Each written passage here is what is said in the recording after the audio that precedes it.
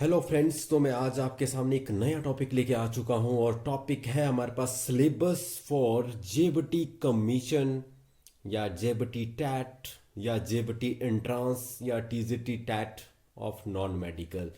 इसका सिलेबस क्या रहता है, स्पेशली मैथमेटिक्स पोर्शंस आपके साथ मैं डिस्कस करूंगा।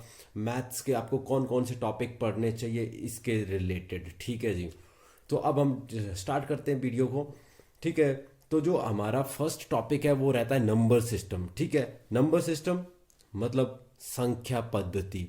अब नंबर सिस्टम में क्या आता है, इसमें आपका वही आता है कि नंबर्स के हम किस तरह से डिनोट करते हैं, उसमें फेस वैल्यू, प्लेस वैल्यू, और इसके साथ दूसरा रहता है हमारा कि फेस वैल्यू और प्लेस वैल्यू में डिफरेंस निकाल लो। Prime number, very most important topic, ठीक है। उसका को प्राइम एटसेट्रा, ये बहुत सारे क्वेश्चन जो उसमें डिस्कस करते हैं हम लोग।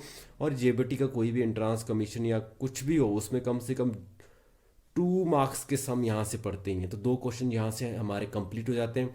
और इससे रिलेटेड मैंने अपने वीडियोस में, जो हमारे मेरा चैनल है, मैंने इस पे इससे रिलेटेड 3-4 वीडियोस डाली हुई हैं डिविजिबिलिटी टेस्ट से लेकर रिलेटेड।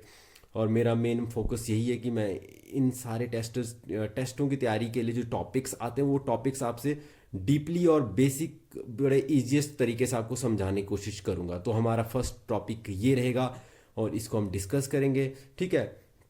उसका जो नेक्स्ट टॉपिक है जो हमारे सिलेबस में आता है जेबटी के, और टीजीटी हो या जेबटी हो या पटवारी हो, कोई भी एंट्रांस देते हैं आप जिसमें मैथमेटिक्स का पोर्शन आता है 25%, उसमें ये टॉपिक्स आते ही हैं। तो सेकंड टॉपिक हमारे पास HCF एंड LCM, लघुत्तम व महत्तम समावर्त्य, ठीक है। आपको ये वाला टॉपिक आना बहुत ज़्यादा ज़रूरी है, ठीक है। अगर आपको ये आ जाता है तो आपके यहाँ से भी मिनिमम 2 क्वेश्चन बनते ही हैं, ठीक है। 2 क्वेश्चन या एक तो डेफिनेटली आता ही आता है, हम 2 मान के चलते हैं, ठीक है।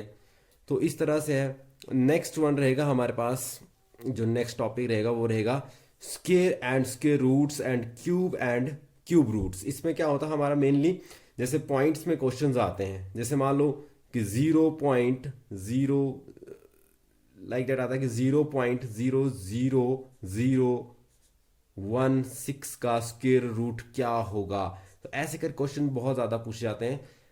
तो यहाँ से हमें ये टॉपिक भी ज़्यादा ज़रूरी है क्लियर करना, square square roots and cube roots. तो नेक्स्ट टॉपिक जो है इसके बाद हमारा फोर्थ टॉपिक आता है, वो आता है एवरेज, औसत। औसत कैसे निकालते हैं वो हमें पता होना चाहिए। ज़्यादातर यहाँ से क्वेश्चन कैसे बनता है कि मान लो 10 लोगों की आयु की जो औसत है वो है 50, ठीक है। उसमें एक ऐसा आदमी आता है और औसत जो है 2 बढ़ जाती है, 52 हो जाती है, तो उस आदमी की आयु निकालो। तो ऐसे करके क्वेश्चन थोड़े टिपिकल आते हैं, टिपिकल नहीं बोल सकते हैं, वैसे ट्रिकी क्वेश्चंस होते हैं। ये बड़े इजीली हम इनको सॉल्व करना मैं आपको इस अपने चैनल पे आपको सिखाऊंगा, ठीक है। उसका फिफ्थ टॉपिक रहता है ratio and proportion. Ratio and proportion आपको पता है ये भी बड़ा इंपॉर्टेंट टॉपिक है, ठीक है। हर एक टॉपिक से मैं मानता हूँ कि एवरेज से भी एक क्वेश्चन बनता ही है, रेशो एंड प्रोपोर्शन से कभी कभी 2 क्वेश्चन ज़्यादातर बनते हैं इसमें से। रेशो में एक्चुअली कभी कभी वो एज वाला क्वेश्चन भी आ जाता है कि राम की एज जो है, राम और शाम की एज जो है 2:3 में है, तो उनकी प्रेजेंट और उनकी एजेस का प्रोडक्ट या गुणनफल इतना है, और उनकी एजेस, प्रेजेंट एजेस निकालो, वर्तमान आयु ज्ञात करो। तो ऐसे करके क्वेश्चन बनते हैं, ठीक है। तो ये 5 टॉपिक हो गए। इसके बाद नेक्स्ट टॉपिक जो रहेगा हमारा, तो नेक्स्ट टॉपिक रहेगा हमारा सिंपल एंड कंपाउंड इंटरेस्ट, साधारण व चक्रवृद्धि ब्याज। यहां से भी बहुत सारे क्वेश्चन बनते हैं, एक आधा क्वेश्चन डेफिनेटली यहां से पड़ता ही पड़ता है, ठीक है। तो हम यहां से कम इसको मान के चलते हैं कि 2 मार्क्स का यहां से भी हमें मार्क्स का किसी भी कॉम्पिटिटिव एग्जाम में आता है, ठीक है। उसके बाद हमारा नेक्स्ट चैप्टर है, नेक्स्ट जो चैप्टर ही समझ लो या टॉपिक समझ लो, परसेंटेज। परसेंटेज मतलब प्रतिशतता, प्रतिशतता हम कैसे निकालते हैं, ठीक है। ये हमारा टॉपिक रहेगा। प्रतिशतता में भी हमारे बहुत सारे क्वेश्चन आते हैं, जैसे लास्ट टाइम जेबीटी कमीशन में आया था कि फाइंड द 3% ऑफ 5%। तो ऐसे करके क्वेश्चन आते हैं, तो यहाँ से हमें इसमें फोकस करना बहुत ज़्यादा ज़रूरी है। कम से कम 1 मार्क्स तो आप इसको कंफर्म करके ही चलो, ठीक है जी। अब इसके बाद नेक्स्ट टॉपिक जो रहता है हमारे पास, नेक्स्ट टॉपिक रहता है loss and profit. Loss and profit, लाभ और हानि। अब ऐसा कोई पेपर रहता ही नहीं है जहां पर लाभ और हानि का क्वेश्चन ना पूछा जाए। इसमें बहुत सारे क्वेश्चन आ जाते हैं, लॉस प्रॉफिट, लॉस परसेंटेज निकालने के आता है, प्रॉफिट परसेंटेज निकालने के आता है, कभी आपको कंपाउंड, सॉरी, सीपी जो होता है, कॉस्ट प्राइस, ठीक है, क्रय मूल्य विक्रय मूल्य, आप ये सारी चीज़ें निकालने को आती हैं। यहाँ बहुत सारे क्वेश्चंस बनते हैं हमारे पास, ठीक है, हम इनको डीपली डिस्कस करेंगे। नेक्स्ट क्या है, अगला जो हमारा टॉपिक है वो 9th टॉपिक जो है lines and angles. Lines and angles ये बहुत ज़्यादा इंटरेस्टिंग टॉपिक है और यहाँ से बड़ा इजीली हम क्वेश्चन को अटेम्प्ट कर सकते हैं। ज़्यादातर क्वेश्चन पेपर्स में मैंने देखा गया कि अभी तक तो जो मैक्सिमम इंट्रांसेस है उनमें क्या पूछा जाता है, कॉम्प्लीमेंट्री एंड सप्लीमेंट्री एंगल्स, पूरक और संपूरक कोण। इसके साथ हमारे पास और भी है, त्रिभुज के तीनों कोणों का योग कितना होता है, अल्टरनेट इंटीरियर एंगल कौन से होते हैं, अल्टरनेट एक्सटीरियर एंगल्स कौन से होते हैं। तो इस तरह से बड़े सारे इसमें क्वेश्चंस हैं जिनको हम डीपली डिस्कस करेंगे, ठीक है। और जो 10th है एरिया एंड वॉल्यूम, ये तो बड़ा ही वाइड टॉपिक है, मतलब इसमें तो बहुत सारे क्वेश्चंस बनते हैं, पर हम इसको भी डिस्कस करेंगे। इसके बाद नेक्स्ट वन है 11 टॉपिक जो रहेगा आपका स्पीड, डिस्टेंस एंड टाइम, ठीक है। Speed is equal to distance upon time, ठीक है, लाइक दैट। ये फॉर्मूला आपने सुना होगा कि चाल जब भी आपने निकालनी तो दूरी बटे समय करना है, ठीक है। तो यहाँ से जो क्वेश्चन पड़ता है, मैंने बेसिकली जो देखा हुआ है वो इस तरह से पड़ता है। मान लो कि एक रेलगाड़ी एक प्लेटफॉर्म को, एक रेलगाड़ी जो है एक प्लेटफॉर्म को, एक इतने लंबे प्लेटफॉर्म को, इतनी लंबी रेलगाड़ी और इतने समय 2 सेकंड में पास करते हैं, तो बताओ कि रेलगाड़ी की लंबाई क्या थी। इस तरह से अलग अलग क्वेश्चंस आते हैं जिनको हम डिस्कस करेंगे।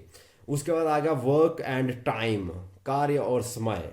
ये तो बहुत ज़्यादा मतलब फेवरेट टॉपिक रहा है किसी भी एंट्रांस का। क्यों फेवरेट क्यों रहा है, क्योंकि यहाँ से वही क्वेश्चन आता है कि मान लो 4 लेडीज या 4 औरतें और 5 आदमी किसी कार्य को 10 दिन में करते हैं, तो मान लो 3 औरतें और 6 आदमी उस कार्य को कितने समय में करेंगे। तो ये क्वेश्चन बहुत ज़्यादा पूछा जाता है यहाँ से। तो ये इसके भी हम ट्रिक सिखाएंगे आपको जब हम करेंगे ये सिलेबस, हम टर्न वाइज ये सारे के सारे टॉपिक्स पढ़ेंगे, ठीक है। और इसके बाद क्या है, नेक्स्ट वन है 13th ट्रिग्नोमेट्री। ट्रिग्नोमेट्री ये त्रिकोणमिति अनुपात। मैक्सिमम बच्चे इसको सुन के बोलते हैं कि मैथ्स नहीं आता। क्यों नहीं आता, क्योंकि वो साइन थीटा और कॉस थीटा ही समझ नहीं आता है। तो मैं इसको भी आपको बिल्कुल इजी वे से समझाऊंगा कि ये सबसे इजीएस्ट टॉपिक है 13 जो ट्रिग्नोमेट्री है। ये भी हर एक एंट्रांस में आपसे पूछा ही जाता है इससे, ठीक है।